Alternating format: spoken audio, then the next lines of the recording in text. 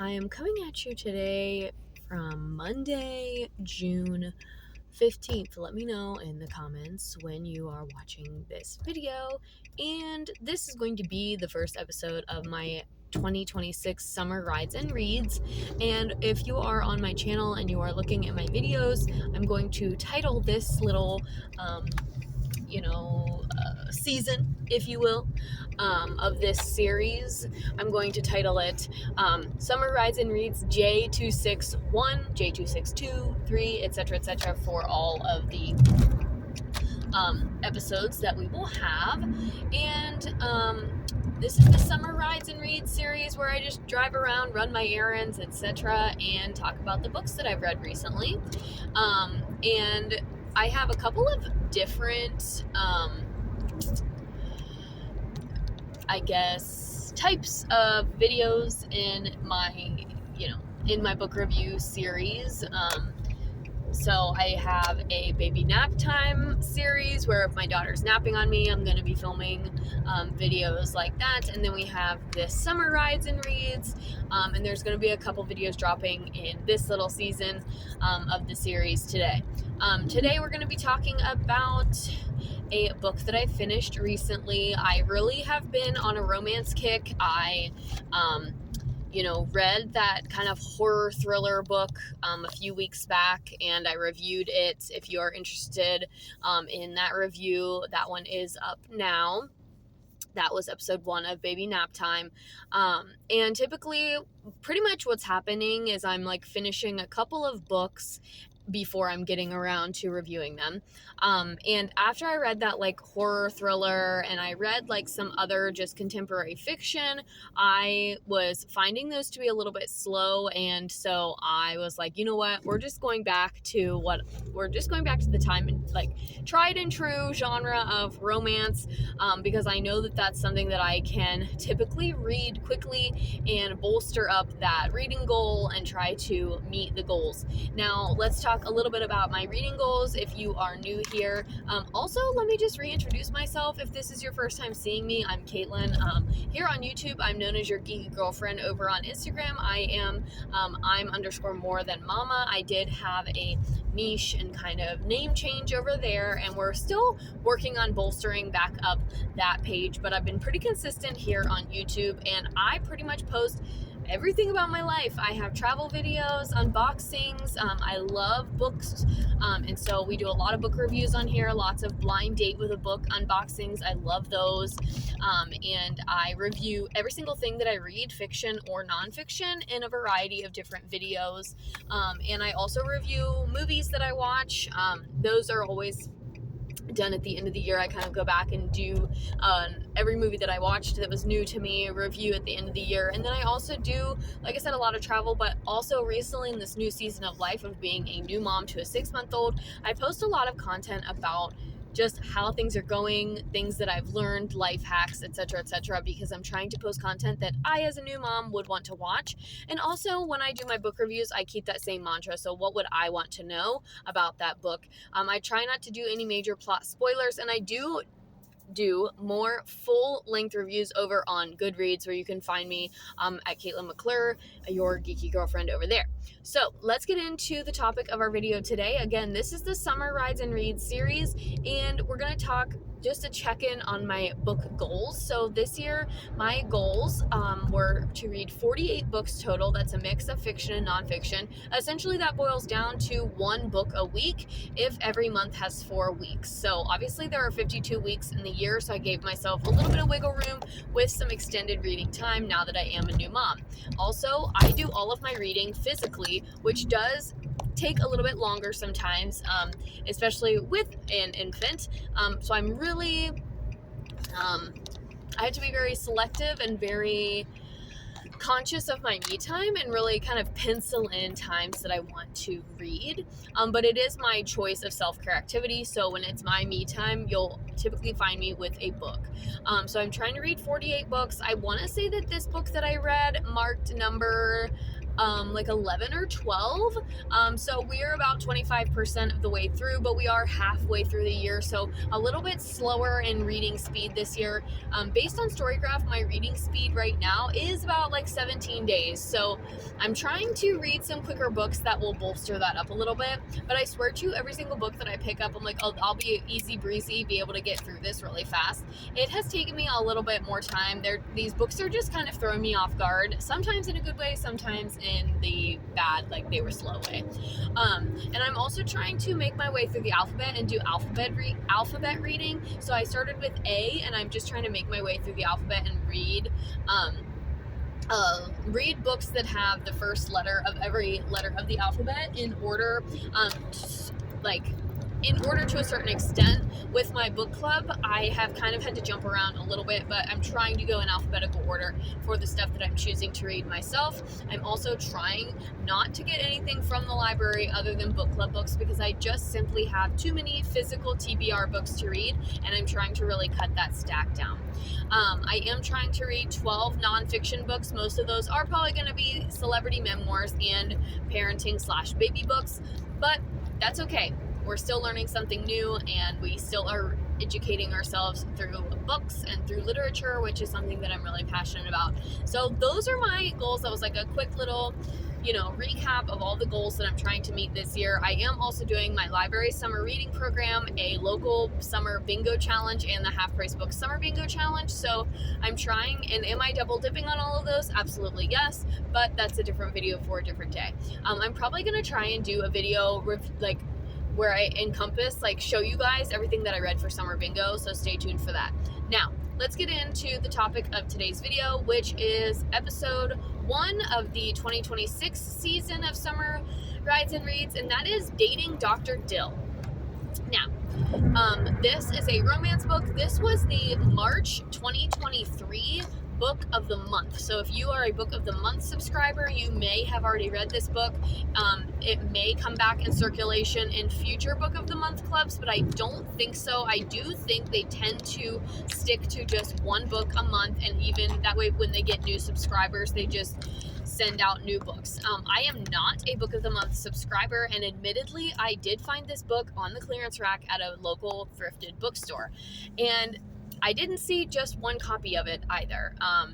I saw several copies of this book, and that kind of threw me off a little bit. I thought that it wasn't going to be very good because there were so many copies of it. And I was like, oh, did people not like this book, so they resold it? Like, nobody wanted to keep this book. And I think more of what happened was it just was so mass produced, and that kind of gives me an insight into what book of the month might be. And again, I am not a book of the month subscriber, but I have considered it like as a gift idea and things, and I've heard the book selections are pretty limited, and you do get books that you tend to have never heard of before. So this one, for example, Dating Dr. Dill, I had never heard of before, but it was the book of the month. And I have since seen several copies of this book on the thrifted book shelves. And I think it just was so mass produced for everybody who did book of the month and did romance that almost everybody got one. And now they're all just reselling them because, like me, a lot of people read books once and don't read them again. And it's not that this book is not rereadable. I feel like it could be. It's actually part of a small little series of books. There are at least 2, if not 3 books in the series. And similar to how other authors will create their own little universes like Ali Hazelwood and Tessa Bailey, this author, her name, I know I'm going to mispronounce, is it's Nisha something with an S, and I read this book like almost a month ago is when I finished it, so bear with me. But Visha, something like that. I will put her name properly in the description, and I apologize to the author for my mispronunciation and my lack of knowledge, but she ended up writing at least a follow-up, and then which follows the female lead in this book, which the male main character's name is Prem, and the female main character's name is Karina. So the second book follows Karina's best friend, who is a wedding planner, and then obviously it's going to follow, like in Dating Dr. Dill, her best friend and one of Prem's friends kind of started to, I think his name's Benny or Benji, they kind of started to talk a little bit, and the next book's going to follow them. So it is going to continue. I would like to read the second book. Now, let's get into the actual tropes and things about Dating Dr. Dill. So this is a romance. It is like plugged, I guess you could say, as a fake dating, but no fake dating actually ends up happening. It's just like a proposal that's made, and the main characters both are South Asian descent, or Indian, and they talk a lot about their culture, talk a lot about the stereotypes, and a lot about especially the dating and cultural norms relating to relationships and marriage. So South Asian individuals typically are involved in the arranged marriage setup, and that's true to this day, and they talk about that in the book. And they also talk about the difference between an arranged marriage and a love marriage. And Prem was previously in an arranged marriage situation, but unfortunately his fiance passed away. They talk more about that in the book. So he is kind of this not really a widower, but he's definitely a believer in the arranged marriage. And then Karina really wants a love marriage, but she is in her 30s and she's successful in her career, and her aunties, which is essentially anybody who is related to or close to your family, they talk about that in the book as well. I learned a lot about South Asian cultures from a pretty current standpoint. This book, like I said, was the 2023 book of the month. I think it was published in 21 or 22, so this book is still only 5 or 6 years old, so it's still very relevant. So I felt all of the perspectives and everything were still very fresh, and the voice of the characters therein was very fresh. And Karina really wants a love marriage, but Prem doesn't believe in love, so he tries to convince her to do this fake dating proposal, and lead up to, and like pretend to be in an arranged marriage. But Karina really wants to find that true love, and she wants to have that everlasting romantic love marriage. And then the events kind of play out of the story. Prem is a cardiologist, but he also hosts a dating show, which very much gave like the ugly truth. He kind of stands up there and gives advice and all of that, and the show plays a big part in the plot of the in the events of the plot. And so that's why it's called Dr. Dill, because his show is called Dr. Dill, which is like a little play on Dr. Phil. And Karina and Prem both have like ulterior motives to being engaged and being in a relationship with one another. And this book has a little bit of spice. It has a little bit of heat. I would say there is a mix of open door and closed door, but for the most part, you're getting open door scenes with pretty, I like to use the word graphic, but it's not graphic in like a BDSM sort of vibe. It's just graphic in the terminology that's used. So we get a lot of sexual terminology, and that increases the spice level for me as a reader. I have a whole video on how I rate spiciness in books. If you're interested in that, check out my channel. I think it's called Let's Talk About Spice or something like that, with the little pepper emojis, because that's how I will rate spice. I do it based on the pepper scale. And I think I gave this book maybe a 3 spice. So that's, for me, that's pretty spicy. And really a lot of that comes down to how the scenes are written. If I am getting a visceral reaction from a scene, it's going to be a high level of spice, regardless of the terminology, regardless of the positions, regardless of what the characters are actually doing.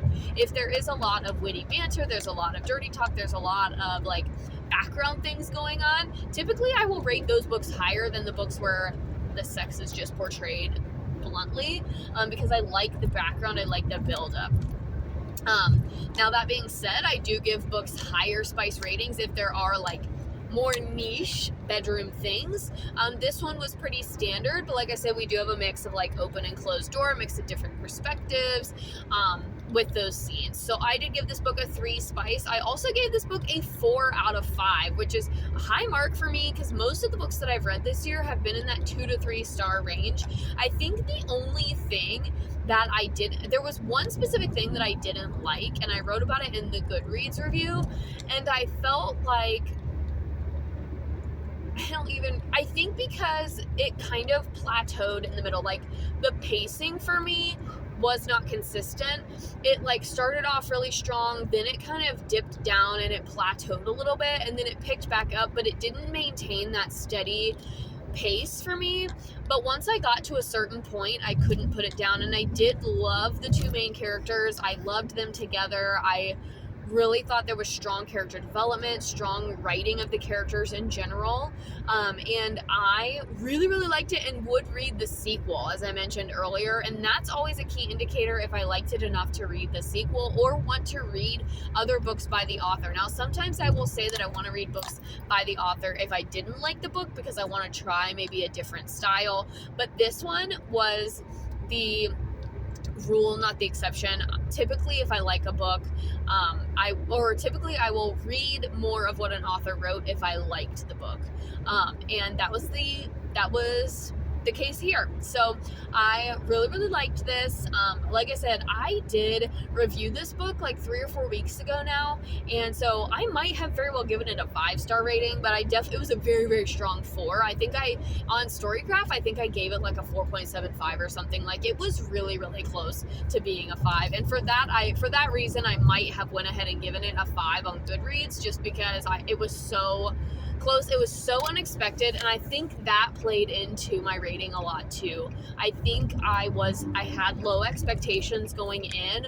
I didn't really know exactly what to expect. I'm notorious for, I do judge a book by its cover. I tend to not even read the back or the blurb. I really, especially in this phase of life, I am buying books based on the author, based on things that have been recommended by other people. I'm not reading the back, not reading the description. I truly am judging them based on their covers, and that's not a great thing to do, but it's kind of a little challenge for myself, and I've been surprised with truly judging a book by its cover. I've liked those books a lot, and so this one I picked based on the fact that I could tell it was a romance. I did read a little bit of the blurb, just that, something about an arrangement, so I knew that it was going to have some sort of fake dating involved, and that is one of my favorite tropes. I love the fake dating trope. So fake dating and enemies to lovers are like my go-to, and one bed, please, like, stop. And so yeah, I think my lower expectations really actually helped my review of this book and helped my enjoyment, because this book surprised me. It was funny, it was witty, it was charming. The characters really had great chemistry I felt like I could see them and feel them off the page. I liked learning about South Asian culture and like their customs and things that they still follow to this day.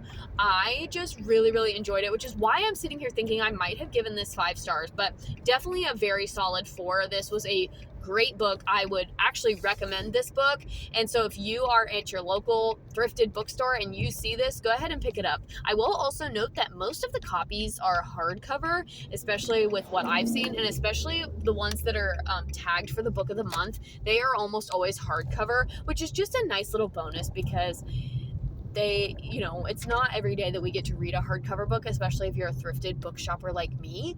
All of the soft covers are always what's on clearance. We don't get a lot of the hardcover books, and so it's nice to find those on the thrift store shelves. So if you see this book on your thrift store shelves, I would highly recommend. I really, really enjoyed it, and like I said, there are at least 1, if not 2 more sequels, and I'm looking forward to reading those at some point in the future, but I do not own those. So I would have to get those from the library, but that's not something that I am opposed to doing. We have reached our destination today. I'm going to go ahead and log off for now, especially because I have to kind of navigate around these cleaner people. And so, oh, they're backing up, so I guess I have to back up. So maybe I'll just go the other way. There's not going to be...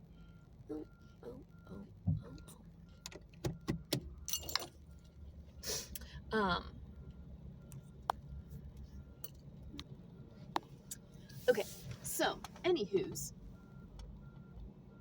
backing up, backing up, backing up, backing up, backing up, backing up, backing up. Can't see.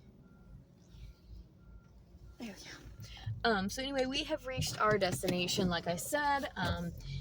So I'm going to wrap it up for today, but thank you all so much for watching. Again, this is episode 1 of 2026, the June 2026 season of Summer Rides and Reads.